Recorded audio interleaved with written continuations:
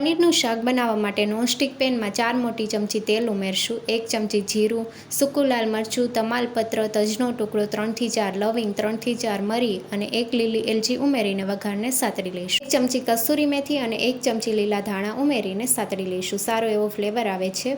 1 ચમચી બારીક કાપેલું લસણ અને 2 મીડિયમ સાઇઝની ડુંગળીને ચોપરમાં ચોપ કરીને ઉમેરશું, સાતળી લઈશું. ડુંગળીનો કલર ટ્રાન્સપરન્ટ થઈ ગયો છે. મસાલામાં અડધી ચમચી હળદર પાવડર, 1 ચમચી કાશ્મીરી લાલ મરચું પાવડર સાથે 1 ચમચી ધાણા જીરું પાવડર અને 1 ચમચીથી 1.5 ચમચી જેટલો પનીર સબ્જી મસાલા ઉમેરશું. મસાલાને મિક્સ કરી લઈશું. મસાલા બળી ન જાય એ માટે આપણે અડધો કપ ગરમ પાણી ઉમેરશું અને મિક્સ કરી લઈશું. તેલ છૂટું પડે ત્યાં સુધી થવા દઈશું. ગેસની ફ્લેમ મીડિયમ રાખવાની છે. મસાલામાંથી તેલ છૂટું પડવા લાગ્યું છે. હવે ગેસની ફ્લેમ બંધ કરી દઈશું અને 3 ચમચી જેટલું દહીં ઉમેરશું.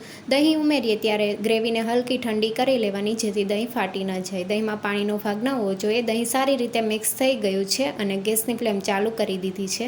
હવે ટમેટાની પ્યોરી ઉમેરશું. 2 મીડિયમ સાઇઝના ટમેટાની પ્યોરી ઉમેરી છે. ટમેટા જલ્દી કૂક થઈ જાય તે માટે સ્વાદ પ્રમાણે મીઠું અને દહીં અને ટમેટા બંને વસ્તુ ઉમેર્યું છે એટલે બેલેન્સ લાવવા માટે અડધી ચમચીથી 1 ચમચી ખાંડ ઉમેરીને મિક્સ કરી લઈશું. ઢાંકણ ઢાંકીને 2 થી 3 મિનિટ માટે થવા દઈશું. ટમેટા કૂક થઈ ગયા છે અને તેલ પણ છૂટું પડવા લાગ્યું છે. ગ્રેવીને થિકનેસ આપવા માટે 2 પનીરની ક્યુબ આપણે ખમણી લેવાની છે, જેથી ગ્રેવી થોડી થીક થશે.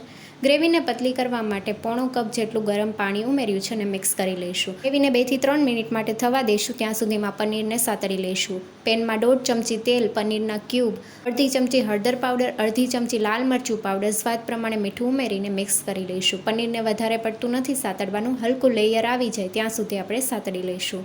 પનીર ઉપર હલકું કોટિંગ આવી ગયું છે. એકદમ મસાલેદાર પનીર તૈયાર છે અને ગ્રેવી પણ કૂક થઈ ગઈ છે. હવે મસાલેદાર પનીર ઉમેરશું. પનીરને ગ્રેવીમાં સારી રીતે મિક્સ કરી લઈશું. હવે 1 ચમચી ચાટ મસાલો ઉમેરશું. ગ્રેવીને ક્રીમી બનાવવા માટે 2 ચમચી અથવા 3 ચમચી મલાઈ ઉમેરશું. તમે મલાઈની જગ્યાએ કાજુ મગજતરીની પેસ્ટ પણ ઉમેરી શકો છો. તેનાથી પણ ગ્રેવી એકદમ ક્રીમી તૈયાર થાય છે. પનીરનું શાક તૈયાર થઈ ગયું છે. ઉપરથી કોથમીરના પાન ઉમેરીને ગેસની ફ્લેમ બંધ કરી દઈશું. મસાલેદાર પનીરનું શાક તૈયાર છે. Thank you for watching.